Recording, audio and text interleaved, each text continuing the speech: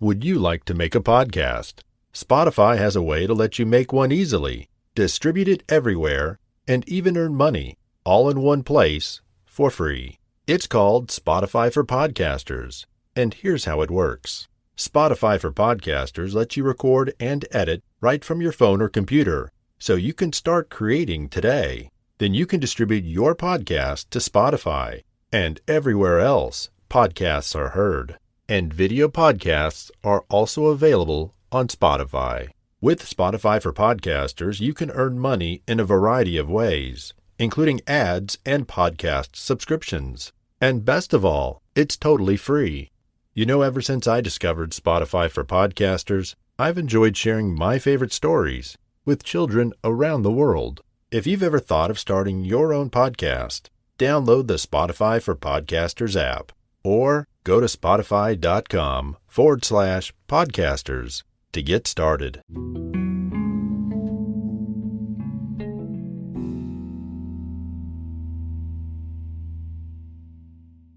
The Gift of the Magi. $1.87. That was all, and 60 cents of it was in pennies. Pennies saved 1 and 2 at a time by negotiating with the grocer, the vegetable man, and the butcher. 3 times Della counted it. $1.87. And the next day would be Christmas. There was clearly nothing left to do but flop down on a shabby little couch and cry. So Della did just that, which prompts the moral reflection that life is made up of sobs, sniffles, and smiles, with sniffles predominating. Della lived with her husband Jim in a furnished apartment at a cost of $8 a week. It was not exactly living in poverty, but it was certainly close. Della finished her crying and cleaned the marks of it from her face. She stood by the window and looked out with no interest. Tomorrow would be Christmas Day, and she had only $1.87 with which to buy Jim a gift. She had been saving every penny she could for months, with this result. $20 a week doesn't go far. Expenses had been greater than she had expected. They always are. Only $1.87 to buy a gift for Jim. Many hours she had spent planning for something nice for him, something nearly good enough, something almost worthy of the honor of belonging to Jim. There was a mirror between the windows in Della's room. Suddenly she whirled from the windows and stood before the mirror. Her eyes were shining brilliantly, but her face had lost its color within seconds. Quickly, she pulled down her hair and let it fall to its complete length. Now there were 2 possessions of theirs which they took a lot of pride. One was Jim's gold watch that had been his father's and his grandfather's. The other was Della's hair. So now Della's beautiful hair fell about her, rippling and shining like a cascade of brown waters. It reached below her knee and made itself into a dress for her. And then she did it up again nervously and quickly, hesitating only once, while a tear or two splashed on the worn red carpet. She knew what she had to do. On went her old brown jacket, on went her old brown hat. With a brilliant sparkle still in her eyes, she hurried out the door and down the stairs, into the street. Where she stopped, the sign read, Madame Sofroni, hair goods of all kinds. Up to the 2nd floor Della ran, and barely stopped to catch her breath. "Will you buy my hair?" asked Della. "I buy hair," said Madame Sofroni. "Take your hat off and let's have a look at it." Down rippled her waterfall of brown hair. $20, said Madame Sofroni, lifting the hair to feel its weight. "Give it to me quick," said Della. For the next 2 hours she was going from one shop to another to find the perfect gift for Jim. She found it at last. It surely had been made for Jim and no one else. There was no other like it in any of the stores, and she had looked in every shop in the city. It was a gold watch chain very simply made. Its value was in its rich and pure material. Because it was so simple, you knew it was very valuable. All good things are. It was even worthy of Jim's watch. As soon as she saw it, she knew it must be Jim's. It was just like him, quietness and value, a description that applied to them both. She paid $21 for it and hurried home with 87 cents. With that chain on his watch, Jim could look at his watch and learn the time anywhere he might be. Though the watch was so fine, it never had a fine chain. He sometimes took it out and looked at it, only when no one could see him do it. When Della arrived home, her mind quieted a little. She began to think more reasonably. She started to try to cover the sad marks of what she had done. She got out the curling irons and went to work, repairing the ravages made by generosity added to love, which is always a tremendous task. Within 40 minutes, her head was covered with tiny curls that made her look wonderfully like a schoolboy. She looked at her reflection in the mirror long, carefully, and critically. "If Jim doesn't kill me," she said to herself, "before he takes a second look at me, he'll say I look like a Coney Island chorus girl. But what could I do? Oh, what could I do with $1.87?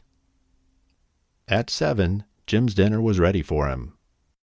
Jim was never late. Della held the watch chain in her hand and sat on the corner of the table near the door that he always entered.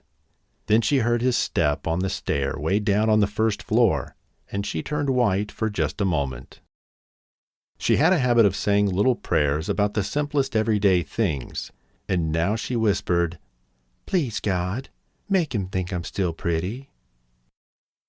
The door opened and Jim stepped in and closed it. He looked very thin and very serious. Poor fellow, he was only 22 and to be burdened with a family. He needed a new overcoat, and he was without gloves. When Jim stepped inside the door, he stopped. His eyes looked strangely at Della, and there was an expression in them that she could not understand. It filled her with fear. It was not anger nor surprise, nor anything she had been ready for. He simply looked at her with a strange expression on his face. Della moved off the table and went for him. "Jim, darling," she cried, "don't look at me that way. I had my hair cut off and sold it, because I couldn't have lived through Christmas without giving you a gift. My hair will grow back again. You won't mind, will you? I just had to do it. My hair grows very fast. Say Merry Christmas, Jim, and let's be happy. You don't know what a beautiful, nice gift I've got for you." "You've cut off your hair?" asked Jim, as if he had not already arrived at this obvious conclusion. "Cut it off and sold it," said Della. "Don't you like me now? I'm me, Jim. I'm the same without my hair." Jim looked around the room curiously. "You say your hair is gone?" "You don't need to look for it," said Della. "It's sold, I tell you. Sold and gone, too. It's Christmas Eve. Be good to me, for it went for you. Maybe the hairs on my head could be counted," she went on with a sudden serious sweetness, "but nobody could ever count my love for you. Shall we eat dinner, Jim?" Jim seemed to quickly awake from his trance and put his arms around Della. Then Jim took a package from his overcoat pocket and placed it on the table. "I want you to understand me, Dell," he said. "Nothing like a haircut can make me love you any less. But if you'll open that, you may know what I felt when I came in." Her nimble fingers tore at the string and paper, and then a cry of joy, and then a change to tears. For there lay the combs that Della had seen in a shop window and had loved for a long time, beautiful combs, with jewels perfect for her beautiful hair. She had known they cost too much for her to buy them. She had looked at them with the least hope of owning them. And now they were hers, but her hair was gone. But she held them to her heart, and at last she was able to look up and say, "My hair grows fast, Jim." And then she jumped up and cried, "Oh, oh!" Jim had not seen his beautiful present. She held it out for him eagerly, sitting in her open hand. The gold seemed to shine softly as if with her own warm and loving spirit. "Isn't it perfect, Jim? I hunted all over town to find it. You'll have to look at your watch 100 times a day now. Give me your watch. I want to see how they look together." Jim sat down and smiled. "Della," he said, "let's put our Christmas gifts away and keep them a while. They're too nice to use now. You see, I sold the watch to get the money to buy the combs. And now, I think we should have dinner."